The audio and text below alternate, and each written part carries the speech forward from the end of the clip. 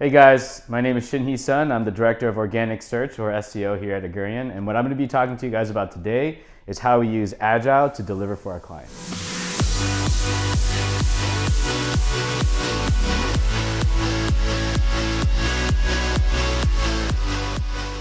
The goal of the organic team at Augurian is that we really want to focus on the 80-20 rule.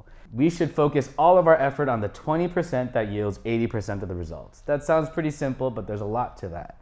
So we had to discover which methodology actually allowed us to achieve this. So we have traditional, which is sometimes called waterfall, then we have Agile, which there's a lot of different frameworks for Agile.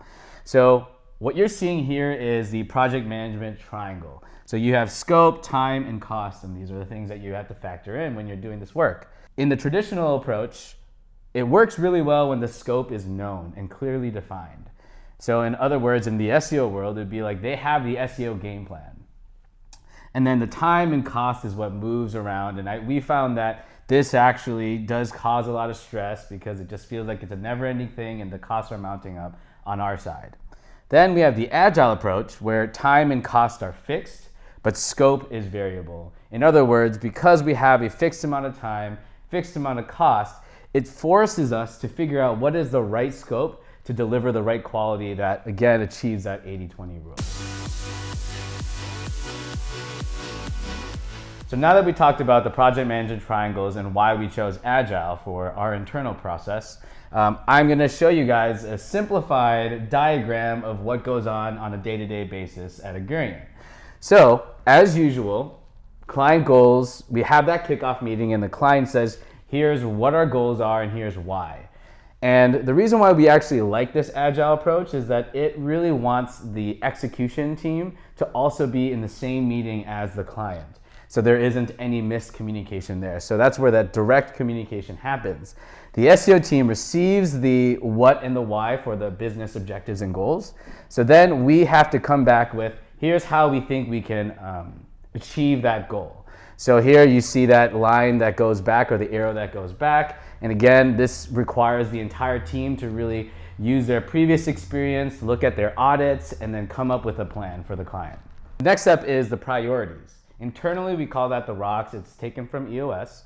But really, now that we've communicated directly with the client of how we're going to achieve your goals, we need to figure out exactly what that means internally.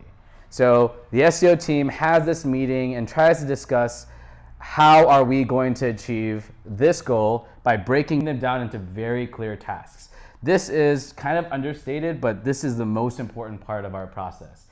So for example, if we said, hey, there's a mixed content warning from Google that they're going to show a different type of message if your site is not secure or pages aren't secure, we need to have that rock. So then the team has to break that down clearly as like step 1, step 2, step 3, so that the execution team does not have to worry about or stress about the complexity of it because it's all laid out and the roadmap is set. So once we have defined all the different tasks that's related to each priority, the team has a clear roadmap of how to achieve this. So then we operate in these sprints, and these are 1 to 4 weeks. It really depends on how often the priorities shift for the client. Typically here we use 2-week sprints, so during that 2-week sprint, we're operating and executing off of those clearly defined tasks. And you're seeing here this little loop. This is called the scrum. This happens on a daily basis, and we just ask 3 questions. What did you do yesterday related to the sprints or the rock? What are you planning to do today? And are there any things that's preventing you from completing those tasks?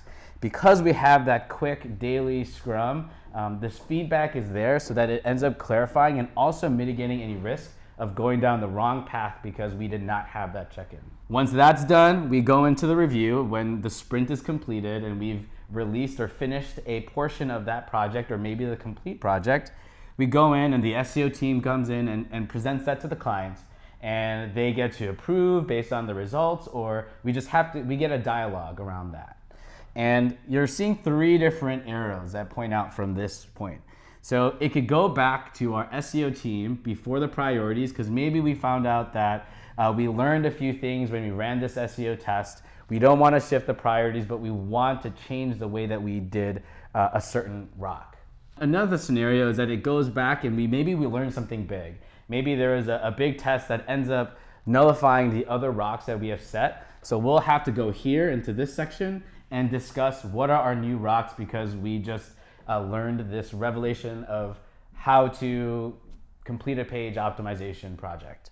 And so then we'll figure out what the new priorities are, and then it goes through that same cycle. And then eventually, when there's a new quarter or a new year, this is where we re-engage with the client in terms of planning for the quarter, long-term, mid-term planning, and then it starts the cycle all over again. So that's how we internally get things done for our clients. So now that we've talked about our internal Agile process, here are the benefits. And these benefits are, it sounds simple, but it's actually really motivating internally for us. So one, we get to learn faster because we're iterating. We have that daily scrum, we have the sprints. We also focus on the impact. When we talked about the project management triangle, it forces us to make sure that we have the winning tests or the learns that really impact our strategy. Then we have clarity, and that it kind of called that out, that is a big component of Agile, is that the internal team has clarity on what they need to do and how to do it. And then the external team knows a clear roadmap of success for based on our rocks. And then finally, the morale, because you're stacking up wins or stacking up learns, and it's very clear to them what they need to do. They don't have to spend so much time thinking and internalizing all these things because they're all laid out. And so with a combination of all of these things, this is why we continue to use Agile to focus on the 80-20. I hope this was informative for you guys. I strongly consider, if you guys have the traditional approach, to consider an Agile and see how that works within your organization.